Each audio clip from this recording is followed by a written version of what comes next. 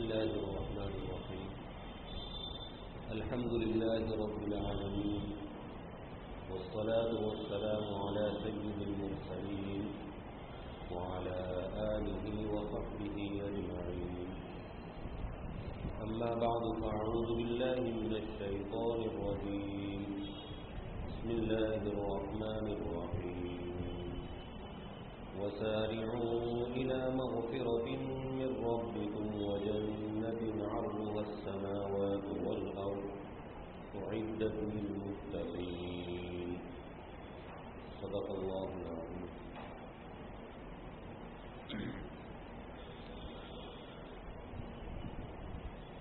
محترم حضرات،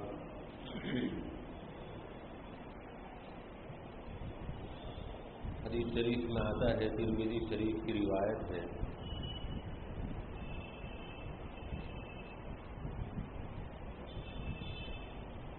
کہ نبی کریم صلی اللہ علیہ وسلم کا ارشاد ہے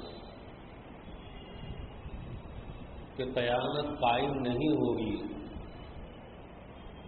یہاں تک کہ زمانہ قریب ہو جائے.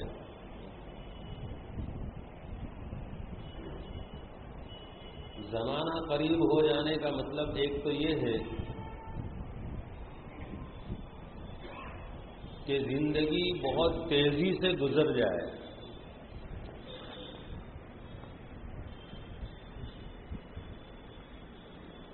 اور دوسرا مطلب یہ ہے کہ زندگی کے اوقات میں برکت ختم ہو جائے، آدمی غفلت میں رہے اور آج کل کرتا رہے کہ اب اچھے عمل کر لوں گا، کل کر لوں گا، یہاں تک کہ موت سامنے آ کر کھڑی ہو جاتی. حدیث شریف میں آتا ہے کہ قیامت قائم نہیں ہوگی یہاں تک کہ زمانہ قریب ہو جائے، زندگی تیزی سے گزرنے لگے. پھر آگے نبی کریم صلی اللہ علیہ وسلم نے فرمایا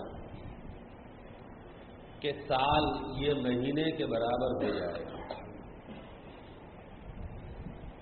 سال اس طرح گزر جائے جیسا کہ مہینہ گزر جاتا ہے، اتنی تیزی کے ساتھ وقت گزرے. اور مہینہ اس طرح گزر جائے جس طرح ہفتہ گزرتا ہے، اور ہفتہ اس طرح گزر جائے جیسے ایک دن گزرتا ہے. اتنی تیزی سے جمعہ کے بعد جمعہ آ رہا ہے اور پتہ نہیں چلتا، اتنی تیزی سے وقت گزر جاتا ہے. اور دن یہ 1 گھنٹے کے برابر ہو جائے، جس طرح 1 گھنٹہ ہوتا ہے اس کا وقت، تو دن گویا 1 گھنٹے کی طرح تیزی کے ساتھ گزر جائے. اور 1 گھنٹہ ایسا ہو جائے جیسا کہ تنکے جو ہوتے ہیں، گھاس کے تنکے، وہ آگ میں کتنی تیزی کے ساتھ جل جاتے ہیں. تو گھنٹہ تو ایسا جیسا کہ یہ گھاس کے تنکے آگ میں ڈالے جائیں اور کیسے پھٹ سے وہ جل جاتا ہے، اس طرح وہ گھنٹہ گزر جائے. حضرت مفتی سعید صاحب رحمۃ اللہ علیہ فرماتے ہیں گویا یہ دور وہی ہے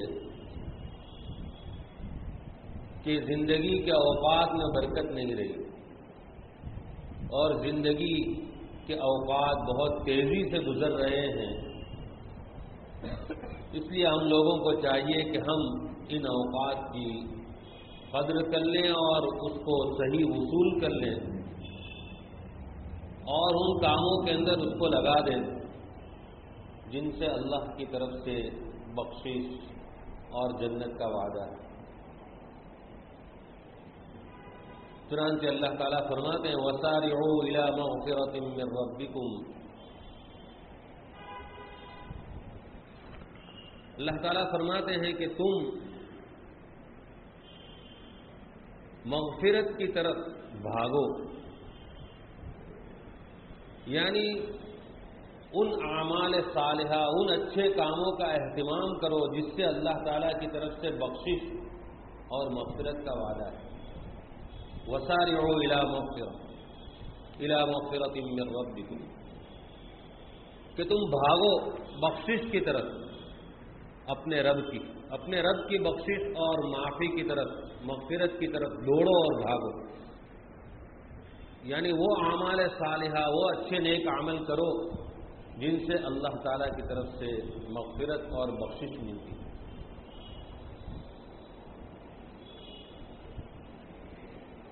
تو زمانہ تیزی کے ساتھ گزر رہا ہے. اس موقع پر گویا یہ آیت ہمارے لیے ایک سبق دے رہی ہے کہ جلدی جلدی ہم وہ کام کریں کہ جن سے اللہ کی طرف سے بخشش مل جائے، مغفرت مل جائے.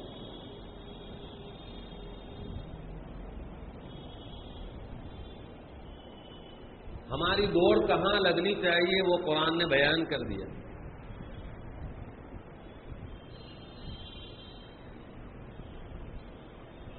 آج ہم دیکھیں کہ ہماری دوڑ کس طرف لگ رہی ہے اور ہماری زندگی کہاں کھپ رہی ہے، کہاں گزر رہی ہے. اور ایک طرف یہ قرآن پاک کی آیت کی طرف ہم غور کریں کہ آیت ہم کو کیا کہہ رہی ہے، قرآن ہم سے کیا کہہ رہا ہے، کس طرف دوڑ لگانے کے لیے کہہ رہا ہے اور کن کاموں کی طرف بھاگنے کے لیے کہہ رہا ہے. چنانچہ نبی کریم صلی اللہ علیہ وسلم نے بہت سارے ایسے اعمال بتلائے کہ جن اعمال کا اہتمام کرنے سے اللہ تعالیٰ کی طرف سے بخشش اور مغفرت ملتی ہے.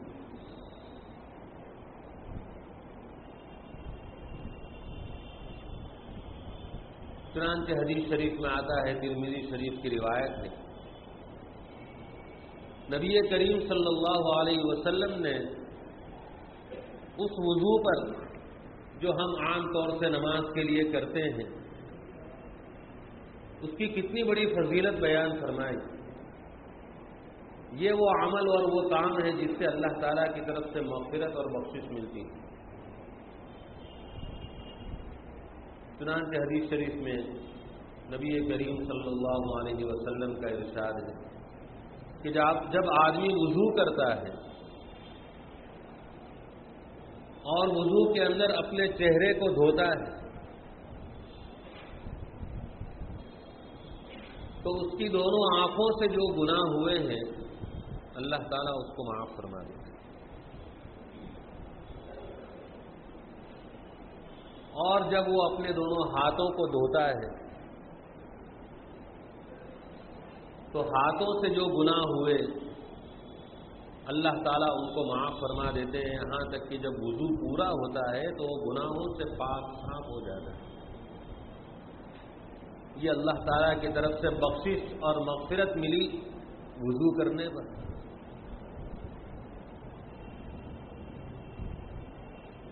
اور نسائی کی روایت میں تفصیل ہے، ترمذی کی روایت میں اختصار ہے. نسائی شریف کی روایت میں یوں ہے کہ جب آدمی کلی کرتا ہے تو منہ سے جو گناہ ہوئے، زبان سے جو گناہ ہوئے اللہ تعالیٰ اس کو معاف فرما دیتے ہیں. ناک میں پانی ڈالتا ہے تو ناک کے گناہ معاف، چہرہ دھوتا ہے تو چہرے کے گناہ معاف، یہاں تک کہ پلکوں کے نیچے والے حصے کے بھی گناہ معاف ہو جاتے ہیں.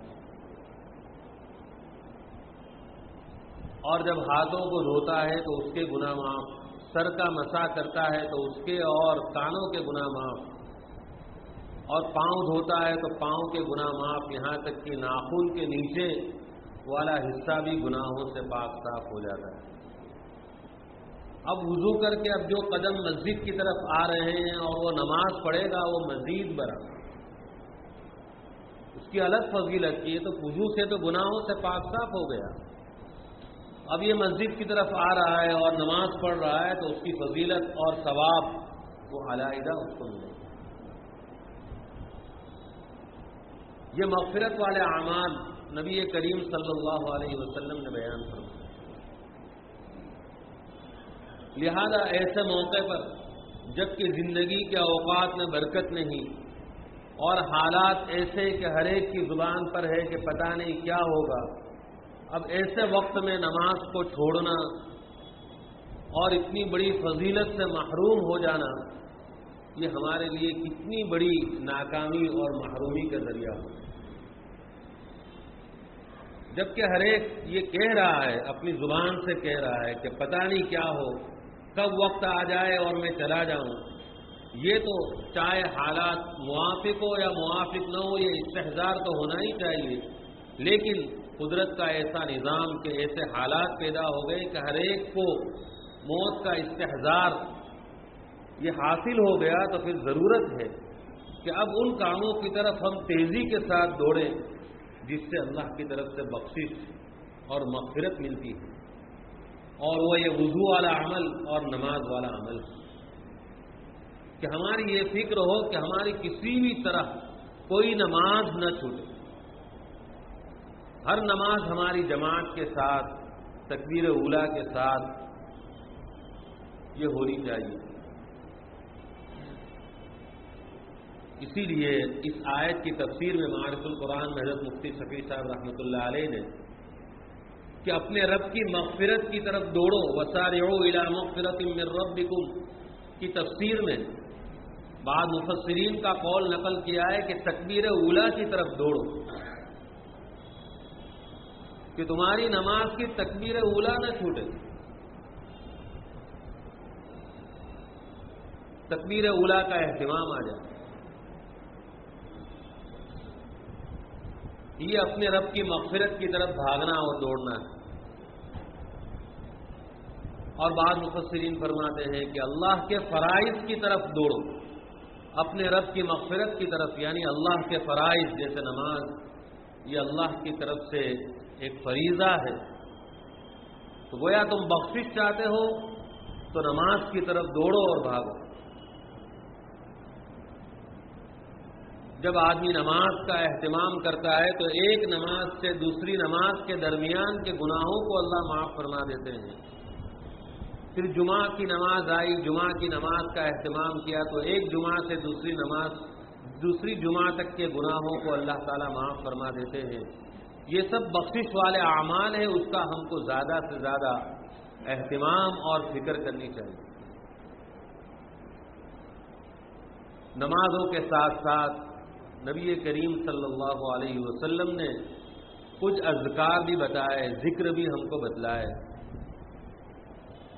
کہ اگر ہم ان اذکار کا اہتمام کرتے ہیں تو اللہ کی طرف سے مغفرت ملتی ہے، کہ اپنے رب کی مغفرت کی طرف بھاگو، یعنی وہ اعمال کرو جس سے اللہ کی طرف سے بخشش اور مغفرت ملتی ہے۔ چنانچہ ترمذی شریف کی روایت ہے کہ جو آدمی 100 مرتبہ سبحان اللہ کہتا ہے، کتنا وقت لگتا ہے اس کے اندر، لیکن اللہ تعالیٰ یہ 100 مرتبہ سبحان اللہ یہ ذکر کرنے سے 1000 نیکیاں عطا فرماتے ہیں اور 1000 برائیوں کو اللہ تعالیٰ مٹا دیتے ہیں ہمارے نام اعمال سے۔ نہ جانے کتنی برائیاں ہم سے سرزد ہوتی ہیں، لیکن ایک سبحان اللہ کا ذکر اگر ہم کر لیں 100 مرتبہ تو 1000 برائیوں کو اللہ تعالیٰ مٹا دیتے ہیں۔ سوال ہوتا ہے یہاں پر کہ ایک سبحان اللہ اگر آدمی پڑھتا ہے صرف، تو اتنی بڑی فضیلت کہ 1000 نیکی اور 1000 برائیاں معاف۔ تو دراصل آدمی جب یہ سبحان اللہ کہتا ہے تو گویا وہ یہ کہہ رہا ہے کہ اللہ تو ہر عیب سے پاک ہے۔ جو لوگ جیسے نصارہ، کرسچن حضرت عیسیٰ علیہ السلام کو اللہ کا بیٹا کہتے ہیں، تو یہ آدمی سبحان اللہ کہہ کر یوں کہہ رہا ہے کہ اللہ تو اس سے پاک ہے۔ جو لوگ یوں کہتے ہیں کہ تیرا بیٹا ہے عیسیٰ علیہ السلام، تیرے بیٹے، تو اس سے پاک ہے۔ اسی طرح بعض لوگ حضرت عیسیٰ علیہ السلام کو خدا کہتے ہیں، تو یہ سبحان اللہ کہہ کر یہ کہہ رہا ہے کہ اے اللہ تیرے ساتھ کوئی شریک نہیں، تو تنے تنہا مالک اور معبود ہے، تو اس سے پاک ہے کہ لوگ یوں کہتے ہیں عیسیٰ علیہ السلام یہ خدا ہے۔ اسی طرح یہود کہتے ہیں کہ حضرت عزیر یہ اللہ کے بیٹے ہیں، وقالت الیہود عزیر ابن اللہ، تو یہ سبحان اللہ کہہ کر کہہ رہا ہے کہ اللہ تو اس سے پاک ہے۔ مشرکین فرشتوں کو اللہ کی بیٹیاں کہتے تھے، تو یہ سبحان اللہ کہہ کر کہہ رہا ہے کہ اللہ تو اس سے پاک ہے۔ جو لوگ بتوں کی پرستش اور پوجا کرتے ہیں تو یہ سبحان اللہ کہہ کر یہ کہہ رہا ہے کہ اے اللہ تو ان سب شرکا سے پاک ہے، تو تنہا تنہا معبود ہے، تیرے علاوہ کوئی شریک نہیں۔ تو جب یہ اللہ کو پاک کہہ رہا ہے ان سب چیزوں سے، تو اللہ تعالیٰ بھی اس کو پاک کر دیتے ہیں، گناہوں سے اس کو پاک کر دیتے ہیں۔ تو یہ سبحان اللہ کے اندر یہ فلسفہ ہے۔ اس لیے آدمی یہ تصور کے ساتھ کہ اللہ تعالیٰ ہر عیب سے پاک ہے، دل سے یہ اللہ کو پکارے اور اللہ کا ذکر کرے، تو اللہ تعالیٰ اس کی ہزار برائیوں کو مٹا دیتے ہیں۔ اسی طرح ایک ذکر ترمذی شریف میں ہے کہ جو آدمی سبحان اللہ و بحمدہ کہتا ہے، کتنا آسان ہے، سبحان اللہ تو معلوم ہے، وہ بھی حمدہ آگے بڑھا دے، سبحان اللہ و بحمدہ 100 مرتبہ جو کہتا ہے تو اللہ تعالیٰ اس کے سارے گناہوں کو معاف فرما دیتے ہیں، اگرچہ اس کے گناہ سمندر کے جھاگ کے برابر ہو، یعنی بالکل سب گناہ اللہ تعالیٰ معاف فرما دیتے ہیں۔ صدق دل سے آدمی کہے اور ندامت کے ساتھ کہے کہ میں ایک گنہگار ہوں، مجھ سے گناہ ہو گئے ہیں، یہ ندامت دل کی یہ توبہ ہے، تو توبہ سے کبیرہ بھی معاف ہو جاتے ہیں، حقوق العباد البتہ رہ جاتے ہیں۔ بندوں کے حقوق تو ادا کرنے ہی ہیں، اگر بندوں کے حقوق مارے ہیں، کسی کا مال ہڑپ کر لیا ہے، کسی کو گالی دی، ستایا ہے، تو صاحب حق جب تک معاف نہ کرے معاف نہیں ہوتا۔ یہاں جو گناہ معاف ہوتے ہیں وہ گناہ جن کا تعلق حقوق اللہ سے ہے۔ تو سبحان اللہ و بحمدہ 100 مرتبہ کہنے پر سارے گناہوں کو اللہ تعالیٰ معاف فرما دیتے ہیں۔ اور حدیث شریف میں ترمذی شریف کی روایت ہے کہ جو آدمی صبح میں کہہ لے 100 مرتبہ سبحان اللہ و بحمدہ اور شام میں کہہ لے 100 مرتبہ، تو کل قیامت کے دن اس سے زیادہ بہتر عمل لانے والا کوئی نہیں ہوگا۔ یہ شخص ہوگا جو گویا سب سے بہتر عمل اللہ تعالیٰ کے سامنے لایا ہے، الا یہ کہ کوئی وہی الفاظ کہتا ہو یا اس نے اس میں اور اضافہ کیا ہو تو وہ اس سے آگے بڑھا ہوا ہوگا۔ اب یہ اعمال نبی کریم صلی اللہ علیہ وسلم نے بتلایا کہ یہ اعمال جو انسان کو بخشش اور مغفرت دلواتے ہیں، تو وضو ہے اور نمازوں کا اہتمام ہے اور اللہ کے ذکر کا اہتمام، کہ یہ زندگی کے اوقات بہت تیزی سے گزر رہے ہیں جیسا کہ ابھی بتلایا روایت کی روشنی میں، تو ہم کو چاہیے کہ ان اوقات کی قدر کر لیں اور ہم زیادہ سے زیادہ نمازوں کا اہتمام اور یہ اللہ کے ذکر کا اہتمام کریں گے، تو ایسے حالات میں پتہ نہیں کب کیا ہو جائے، تو انشاءاللہ اللہ کی طرف سے بخشش اور مغفرت حاصل ہوگی۔ اللہ تعالی ہم سب کو عمل کی توفیق عطا فرمائے۔